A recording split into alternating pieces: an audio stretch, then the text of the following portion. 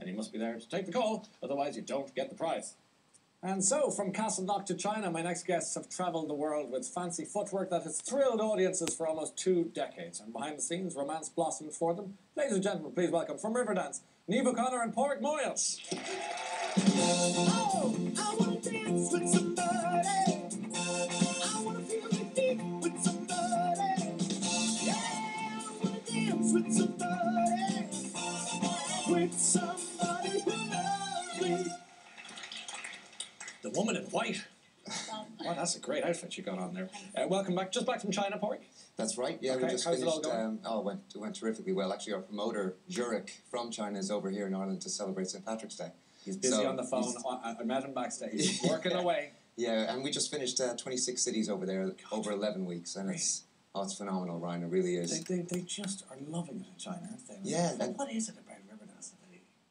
Well, I don't know. To be honest with you, you see the little girls in the aisles and little boys, and they're trying to do the same footwork as we're doing up there. Amazing. And it's inspirational to see how much they love the Irish culture. Yeah, okay, well, it's good. It's a good news story, especially for the weekend that's in it. Niamh, how long are you dancing in Riverdance now? I've been dancing in Riverdance since the beginning, since 1995, so that's 18 years now. Okay, and when did you start dancing at all? How long? I started dancing at the age of 5. My mom used to dance and my grandmother, and they were so into the Irish music and dance, so they brought me along when I was 5, and I just loved it, and it's been my passion ever since. So I'm very grateful that I got the opportunity to be in a professional show like Riverdance and tour all over the world. You're from Castleknock I'm from originally. Castleknock, yes. I think you're from Castleknock originally. Born in Castleknock, We'll get back to all of that in a minute, but let's just talk a little bit about you going from just dancing and getting into classes as a child and then into the Riverdance world. How did that break come for you? I was dancing in a dance school called the O'Shea Dance School at the time when the Eurovision was taking place, and I was doing my Leaving Cert at the time, so I wasn't able to participate in it. So I was devastated because all the rest of my friends were all telling me how exciting this was. So when the producers decided to make a full-scale show after the success of the Eurovision, I got a call to come in and audition for Michael and the rest of the producers, and the rest has been history ever since. And so began at 18, it's quite a lot. 18 years. Little did we know at the time that Riverdance was going to go on a global tour over 46 countries, over 6 continents. How much do you hate hotel rooms?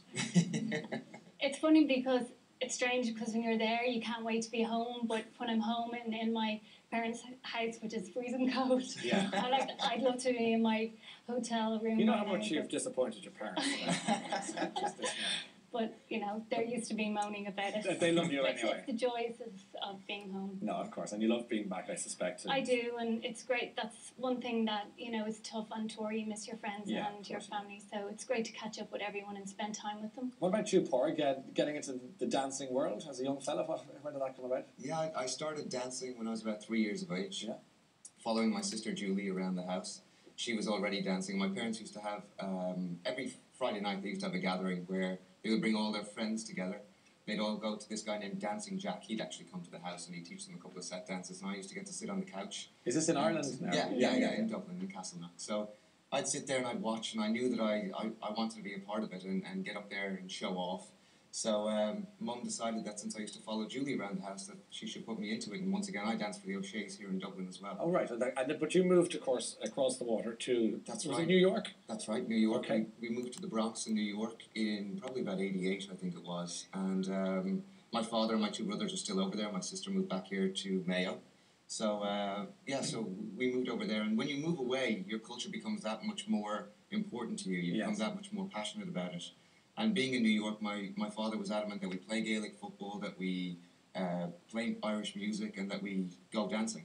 Yeah. So I started dancing for Donnie Golden, who was the teacher of Gene Butler as well.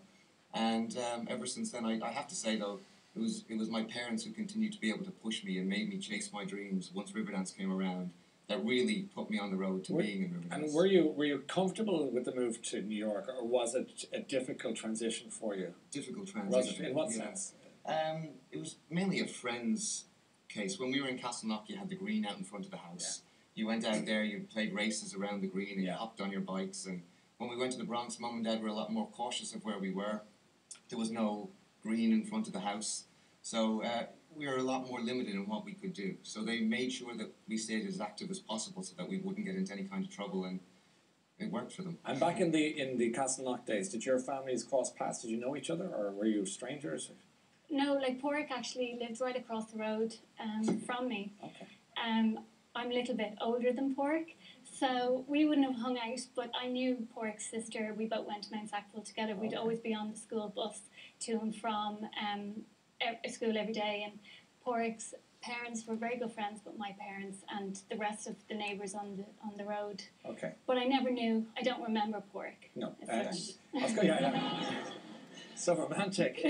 No, but obviously, as you say, you're a little bit older than Porrick. How much older? A couple of years. Like 2 or 3 or 4 or 5? In between 2 and 3. Not getting that one out of her, Brian. No, I'm not. We should just put a stone there. I get some blood and see what happens. Okay, but in fairness, I'm being indiscreet and I shouldn't be. Now, what about you, Porrick? You started Riverdance when? I started on November 17th, 1997. Okay. It was in London, and I went and did the audition in Boston. Actually, I cut school one day and travelled up because I heard about this audition and I didn't think I'd be allowed to go, so I wanted to go. And I went up and I did the audition, and the next thing, a letter came in the mail, and it was from Riverdance on the envelope. Right. And my mom thought that was a bit suspicious, so she opened it up and realised that I had made Riverdance. So when I came home from school that day, she had the letter sitting there on the table, and I was like, oh, I'm going to get in trouble, but she was so happy. Okay. Yeah, good. she was delighted. So that's kind of how it started. And in all the years you've been performing, do you have a kind of knockout moment that you'll go in years to come? I'll never forget that. Well, I guess for me it was the first time I ever performed the lead, which was in Portland, Oregon, and I never told my mum that I was going to be an understudy. So I told my dad, and I said, Dad, let's keep it a secret from Mom. Let's see if we can get her to come out and see my first ever performance as the lead. So Dad did, ended up getting in big trouble for it. And we said that I was homesick. And I said, if we say that I'm homesick, Mum will come out and visit me because she wouldn't want me to leave the tour. She loved the show that much. So sure enough, we said, Mum, I'm homesick, I'm going to come home. And she said, no, I'll come out to you. So she flew out, and you get your name in the playbill, and you get your name on the poster things and all that sort of stuff. And Dad was hiding her from all that. So everywhere he went, he hid everything that could possibly say my name on it. Yeah. And sure enough, as soon as I came out the TP, the tears started to flow down her face. And the first time she saw you as the lead was the curtain. Yeah. Oh, yeah, she had no stuff. idea that I had trained for it or that I was doing it or anything like that. But it was just a great moment for me to be able to give back to them, because I know how much they sacrificed to make sure, like Neve's parents did, to make sure that we're able to do what we love to do. Let's see what it is that you do, just for people at home and ourselves here. Let's have a look at you in action.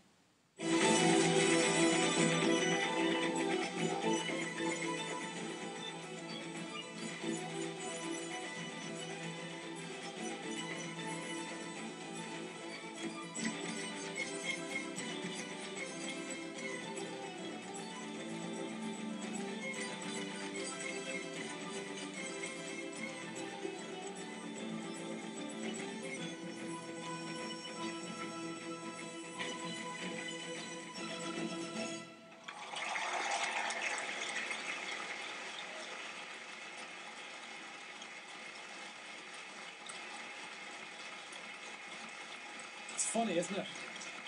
It's funny how that music, every time I hear it, you just want to jump out of your seat and clap for like an Egypt. Do a step. No. Could you imagine the hoofing around? Never going to happen. So we've established that you were dancing from an early age, that you lived across from each other, that you're X amount of years older than Pork, and that you didn't really know him as good. So how did you come together, Pork? How did this happen? As a couple, I should say. You're going to get me in trouble here, Ryan, aren't you? No, you're going to get yourself in trouble. Well, we had a very mutual friend who was one of my best friends. His name was Ryan McCaffrey. He's from Canada. Yeah. And he was talking to me. I wasn't going out with anyone at the time. And he was saying, is there anybody in the show you think you'd like to go after? And maybe I shouldn't have said it that way. No, but it is the Riverdance documentary we're all dying to see. Yeah. Keep going. So from the moment I had saw Neve when she came over in February of 2004, I remember in Las Vegas, and she was on the stage, and I was doing my preparation to do the lead that night. And I'll never forget seeing her, and right away, instantly, it was like love at first sight. I don't mean it to sound that way, but that's the truth. I absolutely love it. No, you're an Irish man. You have to deny you've had those feelings. Yeah. So Ryan was asking me that question. Of course, I was like, yeah, well, I'd love to get with Niamh, but, you know, we're just great friends at the moment, and I don't know how to kind of take the next step. Yes. So we were in San Antonio, Texas, and we were at a room party, having great fun in a room party. What is a room party? A room party is where the bars close and everybody goes back to a room in the hotel and you have a good time. Sounds like a good party, I have to say. So you're back at the room party. Yep, and I could hear Ryan talking to Niamh, but they didn't know this, and I could hear Ryan saying, "Hey Niamh, what about Porrick?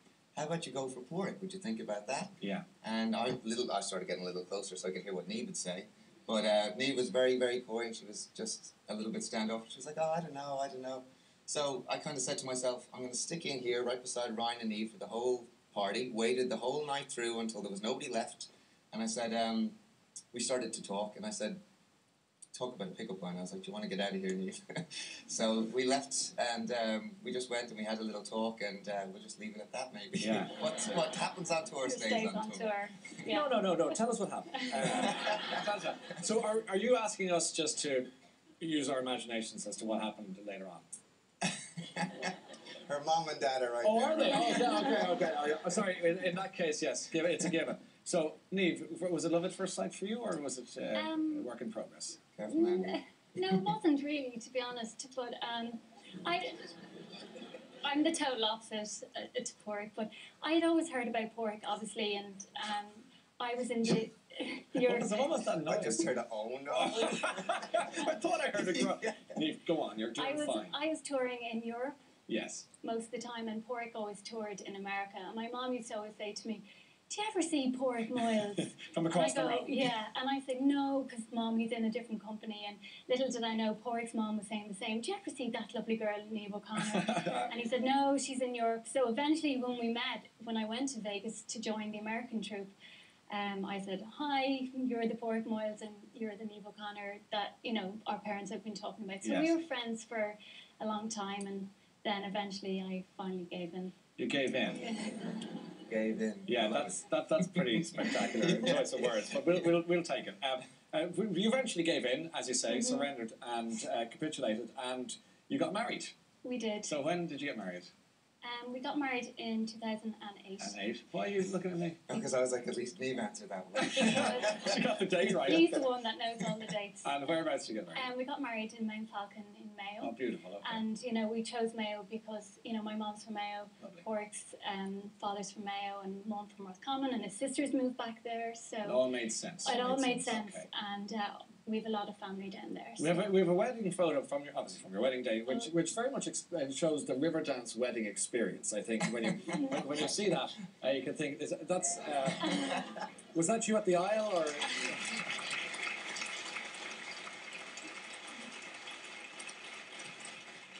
I mean, Porrick, if that's a man jumping for joy, you're very, very happy.